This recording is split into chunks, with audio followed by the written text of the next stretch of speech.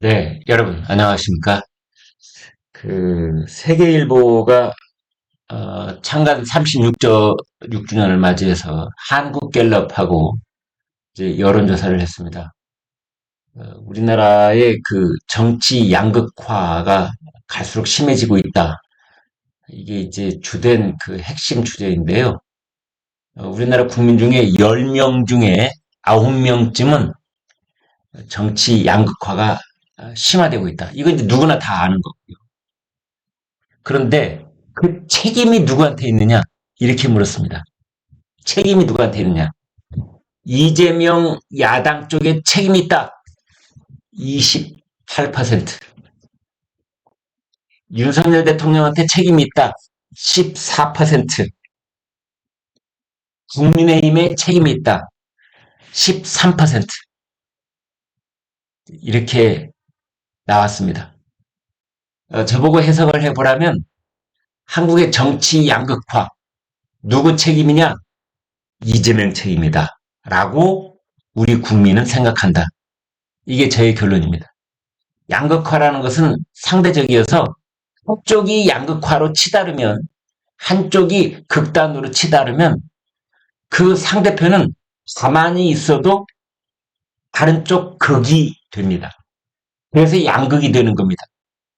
저는 그냥 이 자리에 가만히 있어도 중도 위치에 가만히 있어도 나하고 정치적 경쟁 관계에 있는 나의 정치적 라이벌인 저쪽이 저쪽으로 멀리 극단으로 가면 그 사람도 저쪽 극, 나도 이쪽 극이 돼서 그걸 사람들은 양극화라고 부르는 게 아닌가. 이런 생각이 드는 겁니다. 그래서 국민들 머릿속에는 지금의 한국 정치 현실에서 이렇게 정치가 지리멸렬하고 참담한 지경에 그 지옥문이 열리는 상황 같은 이런 현실에 와 있는 그 책임이 누구한테 있느냐? 누구 탓이냐? 이재명 탓이다. 이렇게 보는 것이 아닌가. 이재명과 민주당 탓이다. 이렇게 보는 게 아닌가.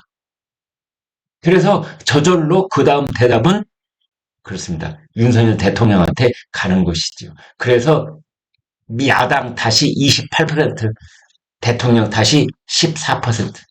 딱 두 배 차이. 그런 여론조사 결과가 나왔습니다. 탄핵 찬성에는 61, 반대에 36%.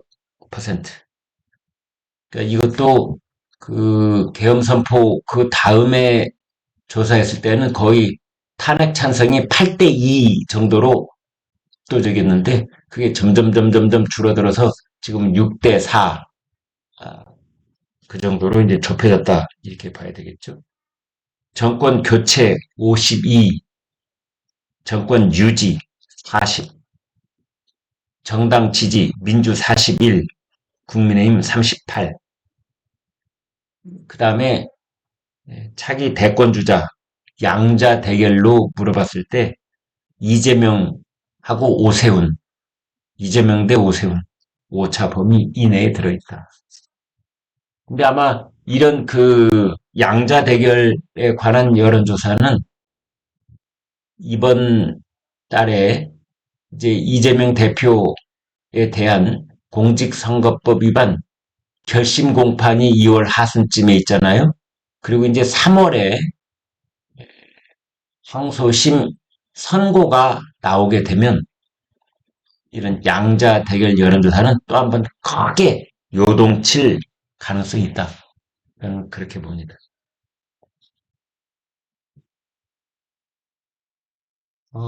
조국 혁신당의 대표였던 조국 전 의원이었던 조국 이 사람이 지금 징역 2년형이 확정돼서 깜빵에 들어가 있잖아요. 그런데 한 신문하고 옥중 서면 인터뷰를 했습니다. 그래서 그 연필로 쓴 펜으로 쓴 A4용지 6장 분량의 서면 인터뷰 보이십니까? 네, 이렇게 손으로 깨알같이 글씨를 써서 서면 인터뷰를 했는데 정권 교체 사회 개혁을 위해서 새로운 다수연합을 만들어야 된다. 그런 주장을 했답니다.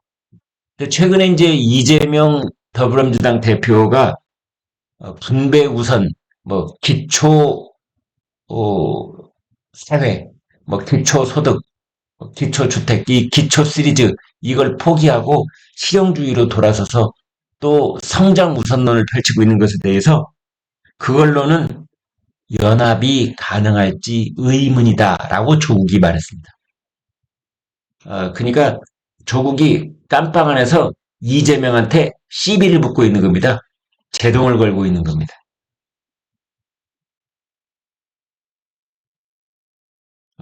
반기문 전 유엔 사무총장이 다른 신문하고 인터뷰를 했는데 이렇게 말했습니다. 정치인의 아시타비가 사회 갈등을 부추기고 있다. 아시타비, 아시, 나는 옳고, 타비, 너는 그르다. 나는 옳고, 너는 그르다. 이것이 사회 갈등을 부추기고 있다라는 그런 인터뷰를 했습니다.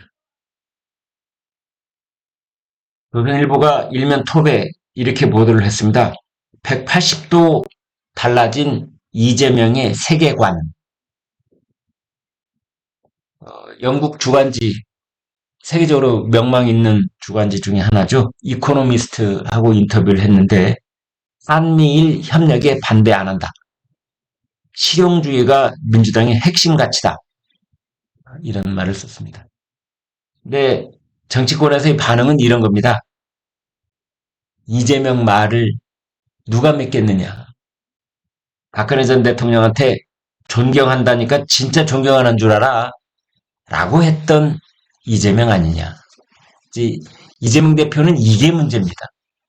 그러니까 그 국민의 절반이 이재명에 대해서 갖고 있는 그 뿌리 깊은 불신의 벽, 그것이 해결될 수 있겠느냐. 그게 우선이라고 저는 봅니다. 언론에다 대고 본인이 바뀌었다는 것을 아무리 이렇게 부르짖어 본들 그게 얼마나 효과적이겠는가. 근데 한미일 협력 반대 안 한다. 반대 안 한다. 이것은 적극 주도하지도 않겠다. 이런 뜻으로 읽히거든요. 그러니까 그 전까지는 반대, 한미일 군사협력, 뭐 연합훈련 반대. 그런데 이제는 반대하지 않겠다. 이제 이쪽은 적극적으로 주도해 나갈 수도 있겠다. 이제 이런 거라고 이렇게 단계별로 나눠 본다면 반대해서 반대하지 않겠다. 이쯤 와 있다라는 뜻입니다. 정반대 방향으로 간 건 아니고요. 180도 달라진 건 아니다. 저는 개인적으로 그렇게 봅니다. 한때는 이재명 대표 입에서 이런 말이 나왔었죠. 자유대 군합발이 대한민국 땅을 짓밟을 것이다. 그랬었습니다. 이재명이. 그런데 정치권에서 이재명의 안보관에 대해서 우려가 커지고 또 이제 여론이 급선회하는 그런 기미가 보이자 이재명 스스로가 변신을 꾀하고 있는 것이다. 일본의 국방력 강화가 위협이 안 된다. 이런 말도 하고 있습니다. 과거에는 한미일 합동훈련 비난을 했었던 이재명인데 이제는 한미일 합동훈련 뭐 현재의 지정학적 현실을 고려해야 한다. 그러면서도 윤석열 대통령한테는 일본에 지나치게 굴종적이다. 뭐 이런 말까지 했네요. 이코노미스트는 어떻게 해석을 했느냐. 이재명 본인은 혼자서 이렇게 변신을 하고 있는지 몰라도 민주당이라는 당은 여전히 강경한 것 아니냐. 여당에서는 이런 이재명의 변신 모습을 보고 대선용 히멜레온 정치를 멈춰라! 이렇게 비판했습니다. 오늘 2월 3일인데요. 최상목 대통령 권한대행이 지난번에 국회가 선출한 재판관 후보자 3명에 대해서 2명은 임명하고 1명 마은혁 마은혁 임명 보류했잖아요. 헌법재판소가 이것에 대해서 우원식 국회의장이 청구했던 유엔 법률 심판에 대해서 오늘 판단을 내립니다. 만약 이것이 위헌이다 이렇게 나오면 아마 이제 최상목 권한대행이 어떻게 할 것이냐 이제 이렇게 되는데요. 최상목 권한대행은 의견을 수렴하면서 숙고하고 있다. 그런데 이게 강제 규정은 아니고 거의 권고적인 성격이 있는 것이다라는 그런 법조계 의견이 대다수입니다. 따라서 헌재에서 오늘 마은혁 재판관 후보자를 임명하지 않은 것이 위헌이다라고 판단을 내리더라도 최상목 대행이 곧바로 임명해야 되는 것은 아니다. 이렇게들 보고 있는 겁니다. 헌법재판소가 마은혁을 임명하는 쪽으로 그렇게 한다면 헌법재판소는 진보 우위로 완전히 기울어집니다. 현재는 8인 체제 중인데요. 40여까지 임명이 되면 윤석열 대통령 탄핵 가능성이 훨씬 커집니다. 법조계에서는 뭐라고 하고 있느냐? 탄핵 반대 여론이 높아지자 정당성을 확보하려고 9인 체제를 서두르고 있는 것이다. 지금 법조계에서 일반적인 분석 여러분께 말씀드리겠습니다. 문영배 진보, 이미선 진보, 정계선 진보, 그 진보가 셋. 우리법 연구회 출신입니다. 문영배는 우리법 연구회 회장이었습니다. 그 다음에 김영두, 김복형, 정정미, 중도. 그 다음에 정형식, 조한창, 보수. 이렇게 보거든요. 그래서 이제 마은혁이 만약 임명이 되면 마은혁도 우리법 출신입니다. 진보가 넷, 우리법 연구회 출신이 완전히 최대 다수가 되는 겁니다. 진보가 넷, 중도가 셋, 보수가 둘. 이렇게 구도가 재편이 돼서 마은혁이 임명이 되면은 완전히 진보 우위로 기울어진다. 이렇게 볼 수 있습니다. 그런데 지금 헌재 결정에 대해서 어떻게 결론이 나든 아무튼 논란이 크게 비화될 가능성이 있습니다. 우원식 국회의장은 개인으로서 선고인 자격이 없다. 이런 지적이 많습니다. 최상목 대행 측은 뭐라고 하고 있느냐? 본회의 의결도 안 거치고 의장이 직접 청구를 한 것이다. 그래서 절차가 부적법하다.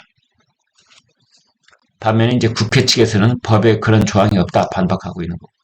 두 번째로는 이 권한쟁의 심판을 하면서 이 헌재가 졸속 재판을 진행을 했다. 준비 절차 없이 변론 한 번 하고 끝. 그리고 최상목 대행이 변론 재개를 요청을 하자 3시간 만에 기각. 그래서 법조계에서는 형평성 문제가 불거질 우려가 있다. 지금 시급한 것은 마은혁이 아니라 한덕수 국무총리에 대한 탄핵소추. 이거 빨리 결정돼야 되는 건 아니냐. 151명인지 200명인지 이것도 우원식 국회의장이 단독으로 결정한 거거든요. 우원식 국회의장이 혼자 이 한덕수 총리에 대한 탄핵소추, 이 탄핵소추 정족수가 151명이냐 200명이냐 이거 혼자 결정을 한 겁니다. 그리고 마은혁 권한쟁의 심판 청구도 혼자 결정한 겁니다. 그렇다면은 하다못해 한덕수, 마은혁 함께 판단을 내리든지 왜 나중에 불거진 마은혁을 먼저 하냐고요? 헌법재판소는 입이 10개여도 대답을 못하고 있습니다. 그리고 헌법재판소 재판관은 대통령이 임명한다라고 적시가 되어 있습니다. 대통령 목만 임명하는 것이다라는 선관위원하고는 다르다. 임명하는 하지 않을 재량권도 대통령한테 있는 것이다. 이렇게 보면 되겠습니다. 여당 쪽에서는 마은혁 임명을 하게 되면 지옥문이 열린다. 권성동 국민의힘 원내대표가 그랬네요. 만약 헌재가 이 사건을 인용한다면 국회의원 개개인이 권한쟁의 심판을 남발할 수 있는 지옥문을 열게 될 것이다. 세대 교체론에 불을 지피고 있는 두 사람이 있는데 한 사람은 한동훈, 한 사람은 이준석 이렇게 볼 수 있습니다.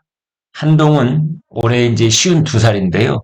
국민의힘 전 대표 측이 최근 젊고 유능한 보수를 내걸고 관련 유튜브 채널을 개설을 했습니다.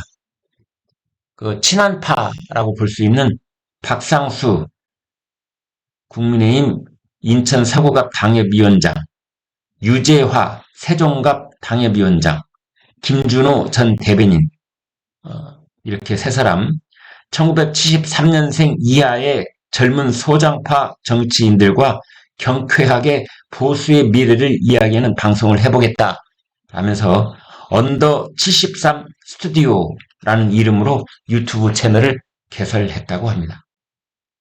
그런가 하면 이준석 40살이고 드디어 이제 이준석도 대통령 후보 자격이 생겼습니다. 만 나이로 40살이 넘어갑니다.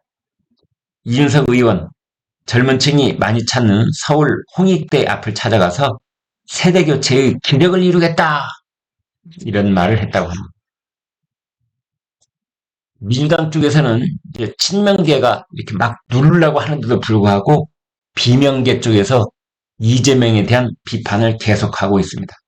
김경수 전 경남지사 팔의 언어, 조롱의 언어는 안 된다.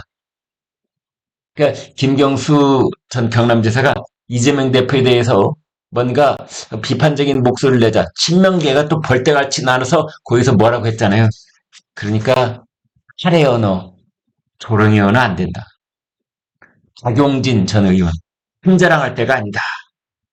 이런 말을 하고 있는 상황입니다.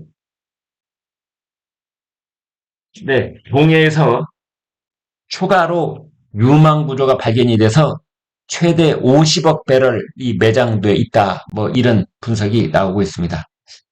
미국의 심해 기술평가 전문기업 액트지오가 용역 결과 보고서를 우리 정부에 제출을 했는데요.